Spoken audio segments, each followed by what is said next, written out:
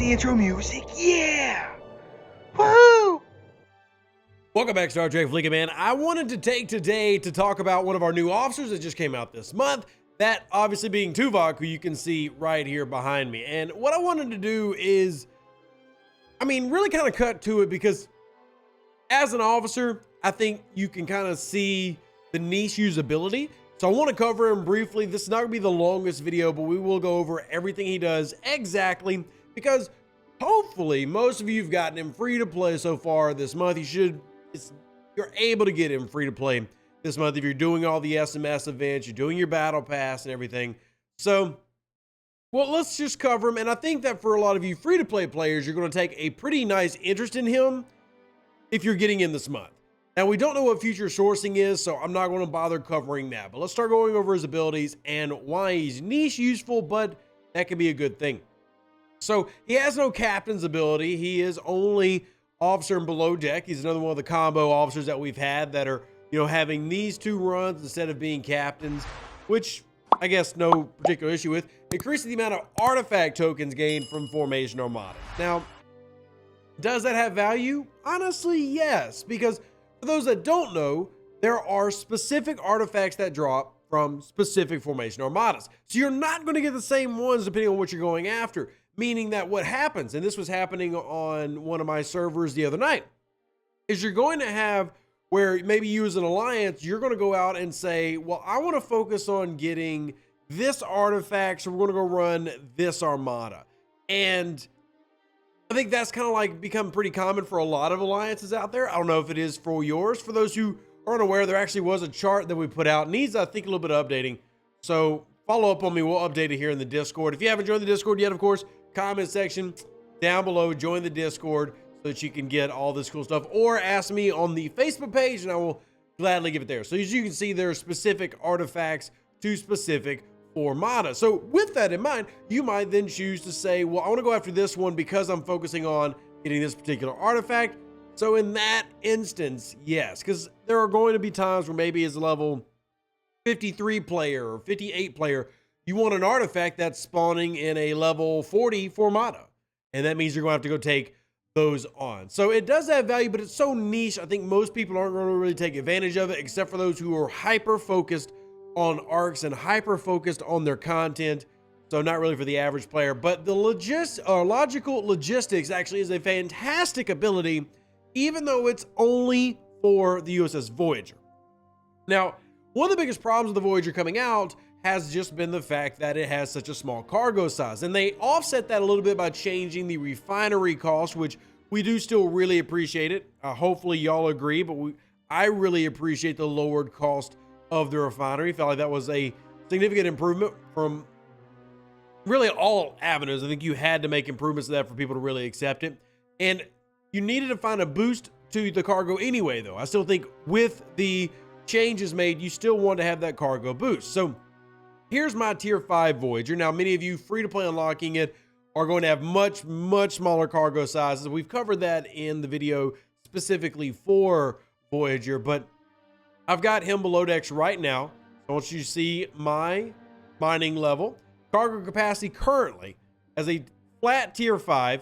I did upgrade the cargo bay already, but a flat tier 5, 364. That's not terrible. Like when you heard a lot of people complaining about it early on, and I'm sure you did if you are free to play, this isn't what they were dealing with. 360 was not what you were dealing with early on. You're talking about very, very small cargo sizes, 30, 40K, and that making it very difficult to go through a lot of the process. You get to get to tier 4, tier 5, and then adding an officer like Tuvok helps a lot. And for those curious how much a tier 1 Tuvok is actually adding, because obviously calculating things, understanding the difference between additive and multiplicative, bonuses in the game, it can be a hassle.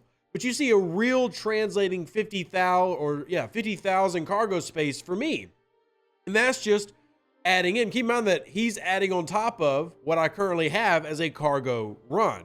You'd be even more noticeable if you're not running full cargo. This is a crew that I actually use when I'm actually going to go into the systems and mine nodes. I send full cargo out, and you could even do this with a grinding hostile portion if you feel like you're filling up your Herogen hostiles pretty quickly, but mostly people are going to be using these for the nodes.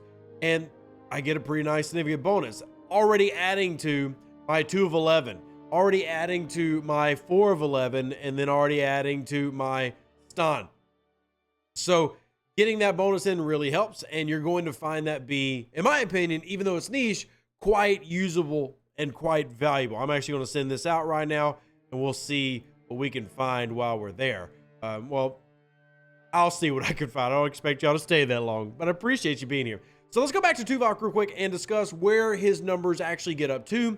I know many of y'all like to have those raw numbers, and heck, I like to have those raw numbers. So let's jump into it and take a look. So starts with, as you can see, 80% and then 100% thanks to the power of STFC.space. We can pull up the full numbers here for you so you can take a gander at the officer ability. You see 000. It is what it is because he has no cabs ability. Sorry, that's the officer ability.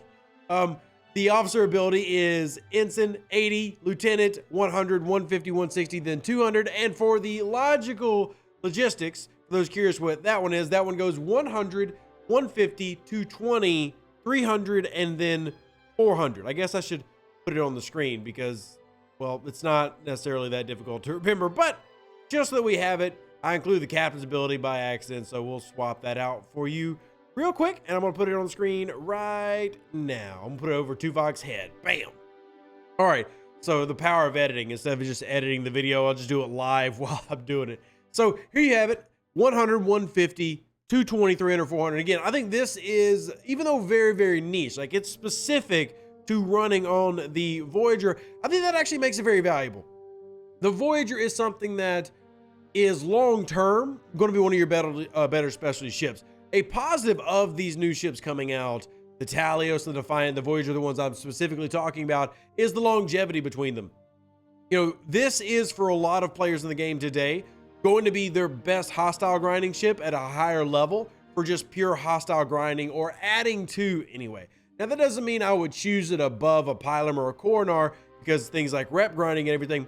I'm simply saying that value-wise, it's going to be a very valuable long-term ship because it will last longer than your average boat. Like if you get it early and you're hostile grinding with it and your Enterprise, it's going to hostile grind longer than your Enterprise is. Remember the research that this has. If you go into it, and I find these very interesting researches, and I like these. I think we kind of undersold them a bit, or we didn't talk about them enough when we talked about all the things that come into it.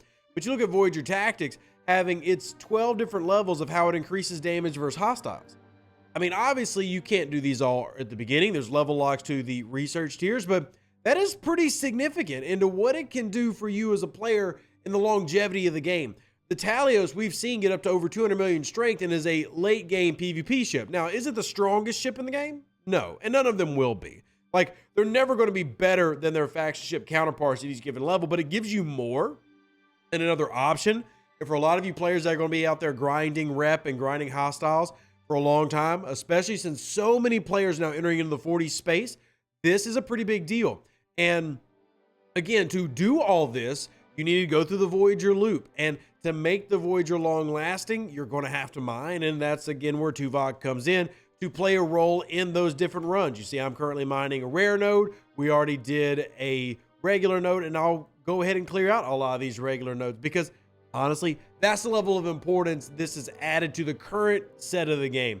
And we talk about all the time there being a lot in the game. Sometimes I have to totally agree that there's too much in the game, but I also can't deny when good things have come. So even though I don't think Tuvok is groundbreaking or anything in terms of his importance for his niche, very important, extremely useful, and since most people got him free to play, hopefully enjoyable by most of you who are watching this video. But as always, if you have questions, comments, or anything that you need help with, drop them in the comment section down below of the YouTube video.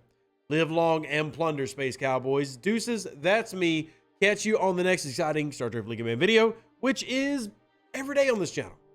See you next time. An even better outro than the intro. For the Empire and glory to your house.